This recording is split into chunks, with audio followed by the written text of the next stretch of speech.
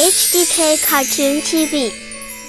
एक जादुई सल्तनत में 4 बहादुर और अक्लमंद शहजादियां रहती थीं। माहीन, लाइबा, रमला और जरीश। हर शहजादी के पास एक खास ताकत थी। माहीन रोशनी फैला सकती थी, लाइबा हर मुश्किल का हल फौरी समझ लेती थी, रमला जानवरों की जबान जानती थी और जरीश हवा को काबू कर सकती थी। एक दिन सुबह महल के बाहर खौफनाक माहौल था। सूरज की रोशनी गायब थी, दरख्तों पर सियाह धब्बे पड़ चुके थे और फजा में एक अजीब जादुई गूंज सुनाई दे रही थी। अचानक महल के दरवाजे पर एक अलू आ गिरा। वो जख्मी था। रमला ने अलू से पूछा, क्या हुआ? अलू ने सांस लेते हुए कहा, जंगल की जादूगरनी दोशीजा लूट आई है। इसने जंगल की जिंदगी कैद कर ली है। अगर तुमने वक्त पर कुछ न किया तो पूरा जंगल पत्थर बन जाएगा। शहजादियां घबरा गईं, लेकिन डरे नहीं। उन्होंने फौरन सफर का फैसला किया। पहला मरहला, अंधेरे का जंगल। चारों जैसे ही जंगल में दाखिल हुईं, घनी धुंध ने उनका रास्ता रोक लिया। माहीन ने अपने हाथ उठाए और रोशन करने निकालकर धुंध चीर दी। वो धीरे धीरे आगे बढ़ने लगी। दूसरा मरहला, सरगोशियों वाली नदी। अचानक एक नदी सामने आ गई, जिससे सरगोशियों की आवाजें आ रही थीं। वापस चले जाओ, तुम नाकाम हो जाओगी। लाइबा ने फौरन समझा कि ये जादूगरनी के वहम है। इसने बहनों से कहा, ये आवाजें झूठी हैं,